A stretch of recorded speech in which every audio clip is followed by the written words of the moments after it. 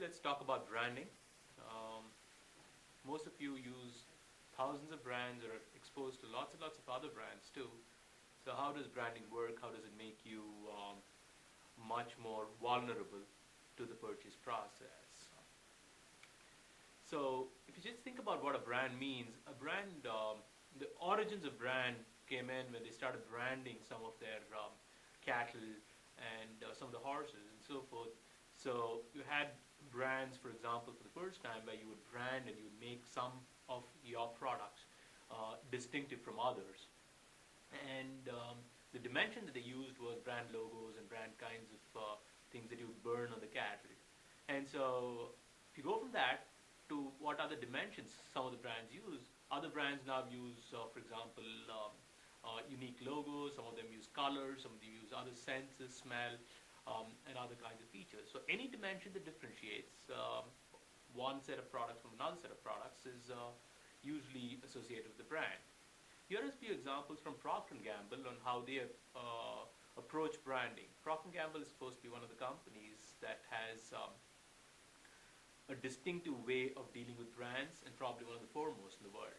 So let's see what the CEO says and how they manage the brands. In 1837, William Procter and James Gamble officially started Procter & Gamble. They sold ivory soap and candles.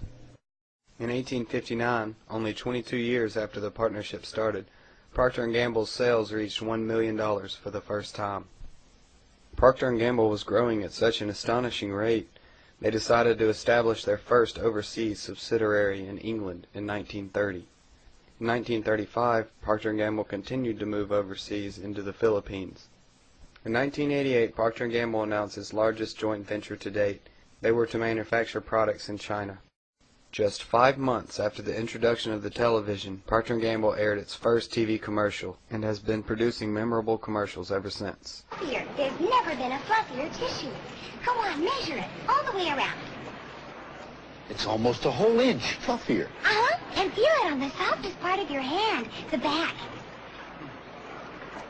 It's fluffier. And the fluffier the tissue, The gentler it feels to your skin. Everybody's going to want to feel it. In 2005, Procter & Gamble acquired Gillette for $57 billion. This was the company's largest strategic maneuver yet. In fact, this acquisition brought Procter & Gamble's billion-dollar brands to 21. Now armed with superior products, an aggressive marketing scheme, and world recognition, the sky is now the limit for this former soap and candle producer.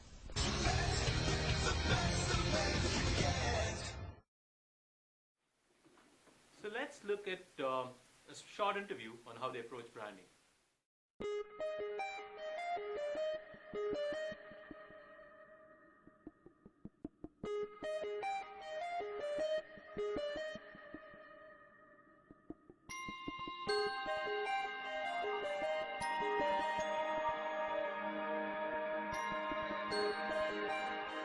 We invest a tremendous amount of time, energy, and money into understanding consumers and understanding consumers at the most intimate level. We go to consumers' homes. We go shopping with consumers. We connect with consumers online. We talk with them on the phone because we really want to get a great sense of what their lives are all about. I'll give you an example. When I ran part of the beauty business, which included CoverGirl and Max Factor and Secret and Old Spice, we actually spent a week living off of a low-income consumer's income. And we, as this was a team, what we did is figured out what was their budget and then forced ourselves to live that way. And then we went and visited some of the low-income consumers so we could understand more about their lives and how they thought about brands and how they thought about the choices that they had to make. But it just gave us a much deeper insight into their lives and the kinds of challenges that they face and then how they viewed our brands. When you can connect with consumers and build market share during a time of economic crisis, it really makes your brand stronger, and you can get even better once the crisis is over. What consumers are doing during these times is they're evaluating every dollar that they spend. You know, they're making choices, and this is where the insights, so for example, as I talked about, some of these insights you get when you live on, you know, a consumer's income. You know, you're making choices between food, gas, electricity, clothes, and so therefore you need to make some of these everyday choices. Most of our products are everyday products, and so even then you can make choices. Some people they'll buy fewer, they'll try to stretch out their shampoo or their toothpaste just a little bit longer. Mm-hmm. And so what we have to do is help them understand that our brands are going to be the best and the smartest choices. What's really critical is to sustain things, and in good times and bad, is to ensure that you keep focused on making your products better, making consumers' lives better, communicating with consumers, and keeping the dialogue going. So, you know, I think rather than thinking about it as invest more or less, it's just stay the course. Know your consumer better than anyone. Make sure you know the nuances of your consumer, what that consumer, he or she, loves, hates, needs, desires, how they live, what their interactions are, how they think about your brand, what other things are important. Just understand your consumer deeply and understand your brand. Understand everything about your brand. Understand its entire life. How was it started? What were the insights behind it? What were its good times and bad times? When did it really take off? When did it go off the rails? Those kinds of things. Get to know your brand, because when you know your consumer and your brand really well, better than anyone, that does allow you to lead the way.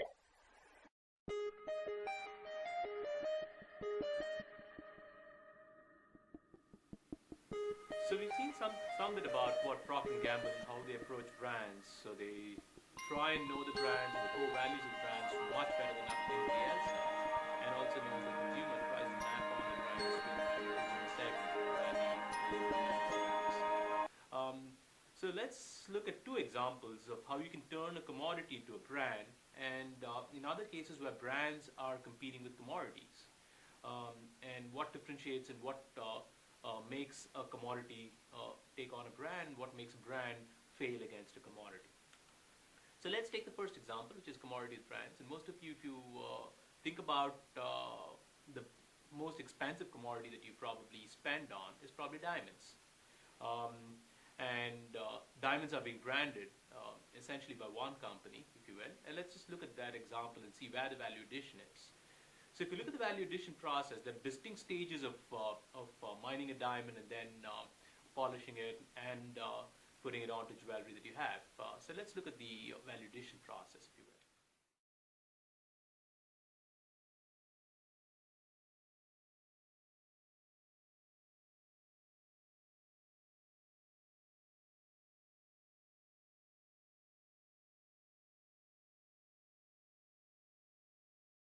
Now let's take a look at how diamonds are mined, then brought here to Antwerp to be cut and sold.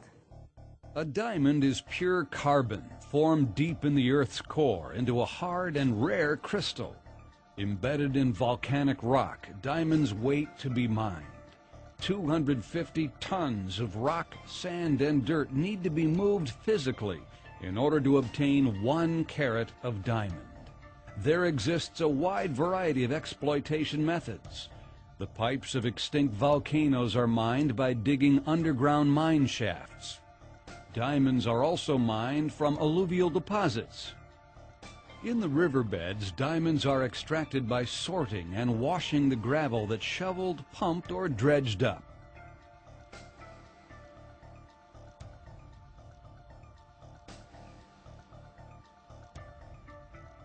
Maritime mining is a more direct approach.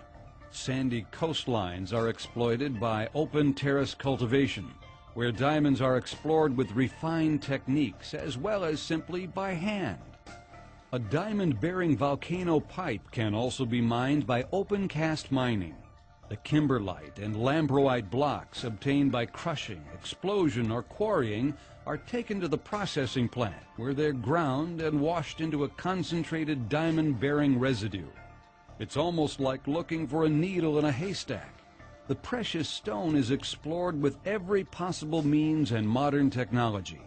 Tons of rock have to be worked for a few diamonds. No end of time, labor, and capital have to be invested. A complex search across all the continents, the most important diamond-producing countries being Namibia, Botswana, South Africa, Zaire, Russia, and Australia. A large amount of the diamonds are shipped to the Central Selling Organization in London. The CSO sorts the diamonds into thousands of different categories according to weight, color, and clarity. The same operation is also carried out in Antwerp. Here, too, automation has made its entry.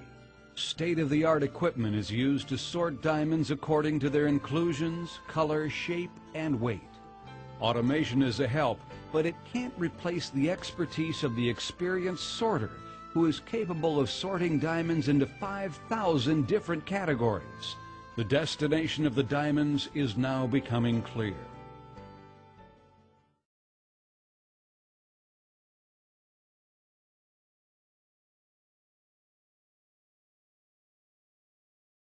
Let's look at the next stage of the validation process in mining a diamond.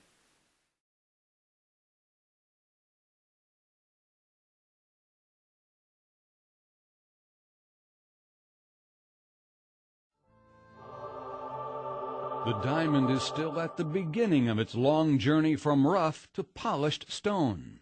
The diamond first arrives at the rough diamond expert.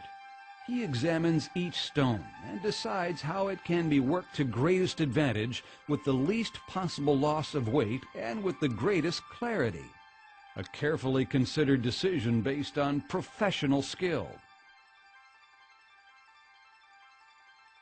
The Antwerp diamond industry is characterized not only by its age-old craftsmanship, but also by the use of latest technologies.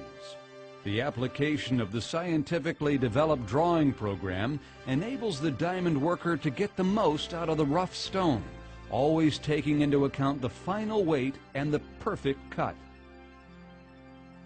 Sawing diamonds is mechanical work that requires pure craftsmanship. Careful mounting of the diamond on the sawing machine, constant dusting with diamond powder, inspection of the stones, and so on. Sawing a rough diamond can take hours, days, or even weeks because the sawing machine saws at best 2 millimeters of diamond per hour. Thanks to the technological and scientific progress in this field, diamonds can now also be worked with a laser, as we can see here for drawing grooves.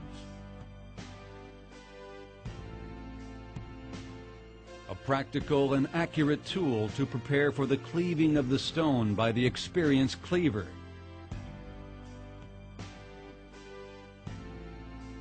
Furthermore, the laser is also used to saw the diamonds. The laser makes it possible to divide the diamond at any angle. The diamond can be shaped in whichever way we wish without having to take the stone's growth direction into account.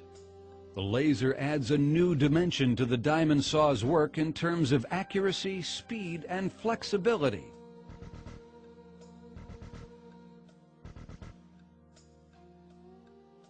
The diamond is ready for bruting. The diamond is rounded, ready to be faceted into one of the many shapes. For example, brilliant, pear-shaped, marquee, or oval, the basis for the finished stone. Another asset of modern technology is the use of automatic bruting machines. As in traditional bruting, two stones are rubbed against each other until the diamond acquires the desired shape, the girdle. It's no longer necessary to interrupt the process. Time, precision, and quality profit by this new system. Staying at the top is the motto of the Antwerp diamond industry. Polishing gives the diamond its final shape. The stone has nearly completed its long journey. The diamond will be given a brilliant, pear, oval, marquee, heart, baguette, or other fancy shape, all in perfect symmetry and proportions, a fine example of craftsmanship. The diamond now acquires its luster, fire, and magical sparkle. Belgium diamond cutters are considered to be the best in the world. Antwerp stands out for the perfectly controlled combination of its centuries-old craftsmanship and the use of state-of-the-art technology. Buying directly from Antwerp gives me a significant price and quality advantage and access to a tremendous inventory of diamonds. Before you buy a diamond, call Dynamic Designs Jewelry for your free Guide to Buying Diamonds brochure. We will be happy to answer all your questions and help you to choose the perfect diamond for you.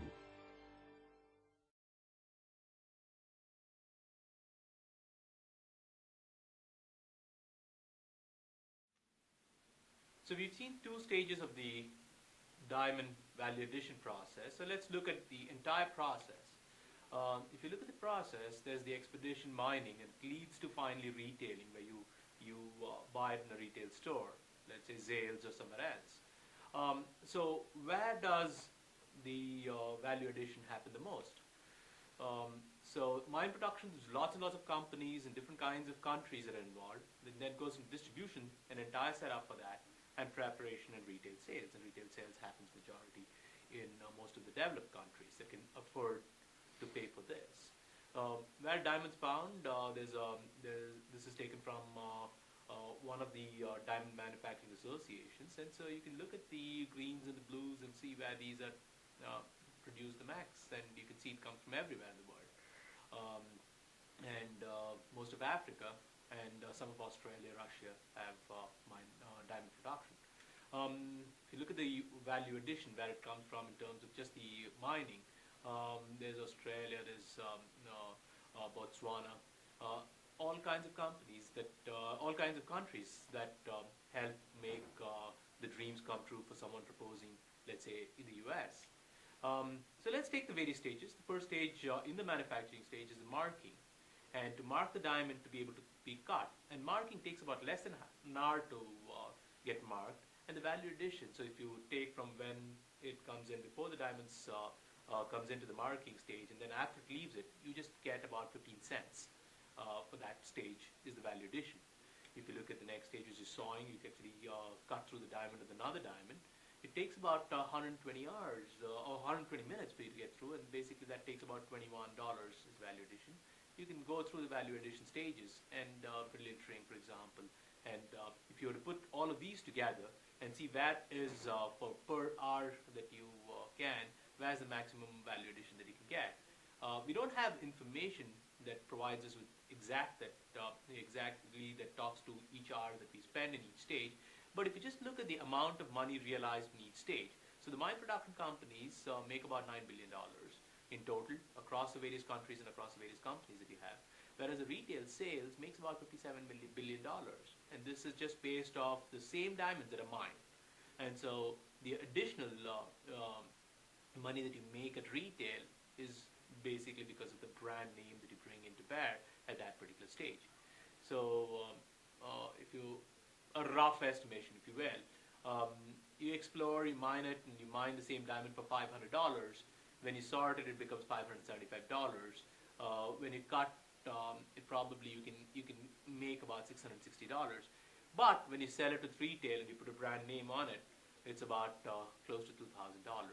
So that 100% from $925 to $1,850 that you can charge is entirely based on the brand name. Why? Because the brand name offers you the assurance that it's made from not blood diamonds. It's something that somebody can stand up for and vouch that it's a particular kind of carats and particular particular assessment of quality of the particular diamond, right?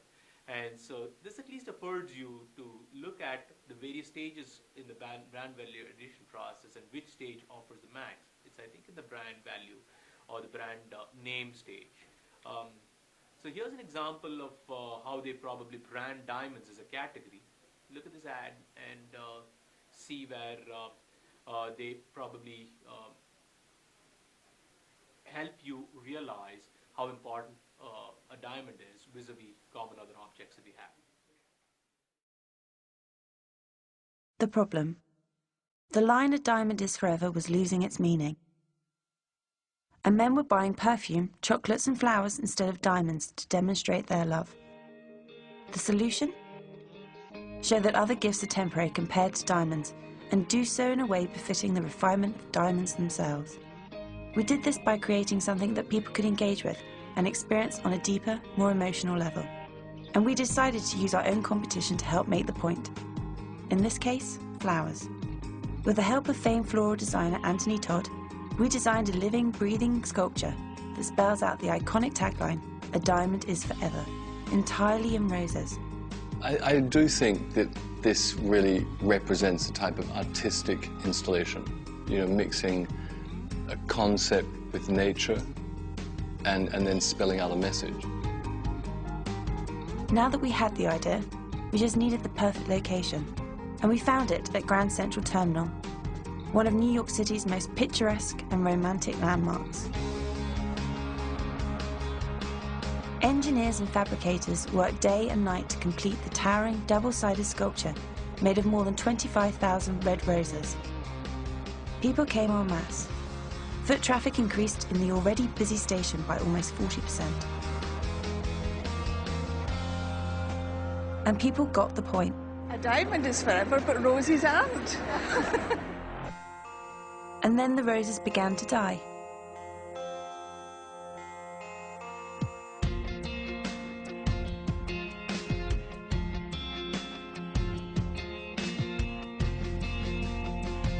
The press took notice. In fact, we received well over $2.5 million of free media. Hundreds of stories appeared online and in newspapers, both locally and nationally. Commuters followed its demise in person. Others watched the sculpture's daily progress online. By the end of the 2-week period, the dying installation had made its point. That although beautiful, gifts like flowers are fleeting and temporary. Only a diamond is forever. So the diamond ad that you saw propagated the fact that a diamond is not a mere commodity, but is much more than that. Is a reflection of your lifestyle, is a reflection of your dreams. It's forever and communicates love in a particular kind of form. And so, to me, a commodity plus, if you think about what additional thing that you need to put gets a brand, is an image. And so, in the case of a diamond, is the image that the diamond communicates. Apart from the fact that it's a rare commodity that we possess. Let's take the opposite, and which is basically there's lots and lots of brands that are competing for your attention, but there's a commodity that strips the brand down to its essential thing, and that's the retail store brands. So if you walk into Walmart, one of the biggest brands that you'll see is Great Value. And Great Value is a brand that cuts across different product categories. Here's an example. That the Great Value brand is now the largest food brand in the US, both in terms of sales and volume, much above any of the Campbell soups and other kinds of brands that you have. It spans about 100 product categories. It's very recent as compared to Coke and other kinds of brands that you have that's lasted about 100 years. Walmart introduced the Great Value brand in 1993, a couple of decades ago. And they've been updating it. They've been introducing multiple brand product lines every single year. And if you look at just the private label sales, that is private label consists of Great Value plus every other retail store that has it. For example, if you walk into Safeway, there's their own store brand of bathroom tissues, of let's say shampoos and conditioners that you buy, and all of those put together becomes your private label. And as a share of the store, it's about 17%. It's not something to scorn on. And in some kinds of stores, it's probably 30-40%, and it's increasing by the year. So it's grown by about 15.7% from 2008 to 2009, and you can imagine only what happens in a recession. And so private label sales are up to about $7.5 billion in retail sales, and it's been growing.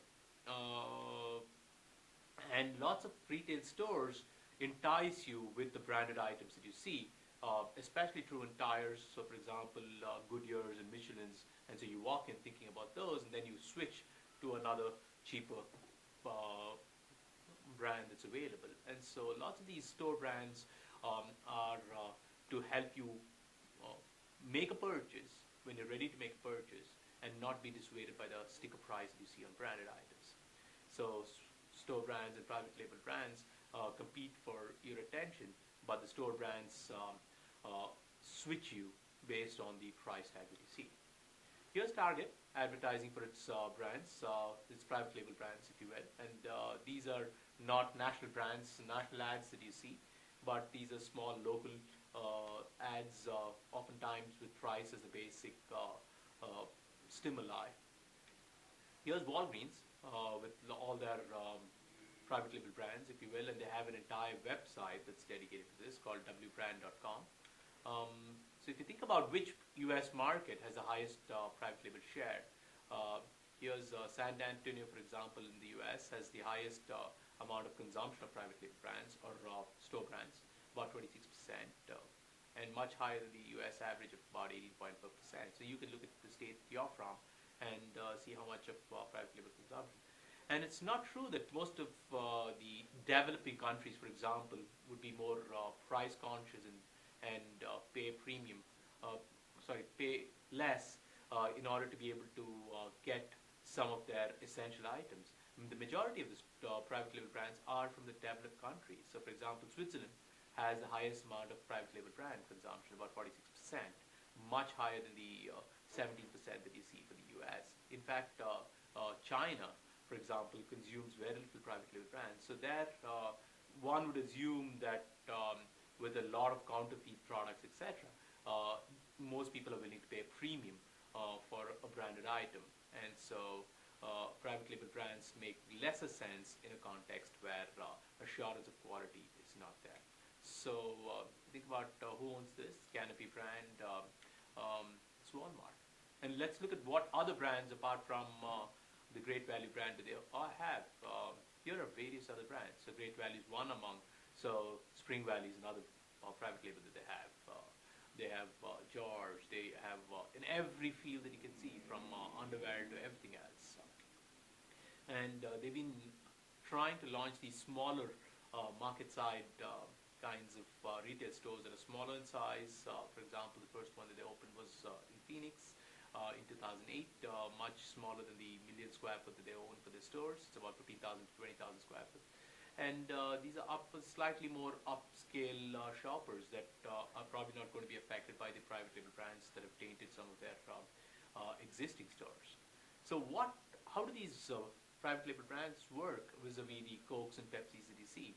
I think a brand minus, if you will, a price premium is what makes a private label brand. So they strip it down to the essentials, so they're not going to advertise. Right when you're ready to make the decision, that is in the retail store, they entice you with a price premium. So just as a conclusion, so if you think about what makes an addition to a commodity a brand, and what from a brand strips it down to a commodity, I think a product plus an image makes a brand, and a brand minus a brand price premium offers you private label. But can we put this into a structure that helps you understand it? So a way to think about brand equity, just thinking about the price premium and the image, is that you can overlay various different things onto a commodity in order to make it a brand. So for example, the salience, and then you can look at the performance of the brand, and the imagery was one aspect that we talked about. And then you can go further and say that people are thinking about the judgments and feelings that they internally feel when they look at the brand, and then they can talk about the relationship that they have with the brand and the resonance the brand has. So on the left you use the pyramid that talks about what a brand should do. On the right is basically what it should elicit in you. So a brand salience, so the more red you see, the more it communicates Coke. Then the performance is basically the fizz and the sound, when you pop it, the small little sensory feelers that they have makes you conjure up images of how fresh it is. And that makes you judge the brand as much more closer to you than other brands are. And it resonates, and so the next time you're thirsty, you're thinking about Coke. And so you can think about what the brand does and how it makes you feel, and that instills in you intense loyalty. starting from awareness to parity for the brand that you feel, and a rational emotion reaction leading to intense loyalty. That leads to a price premium that you're willing to pay. Okay, so we've seen about brand equity for today, and that's it for now.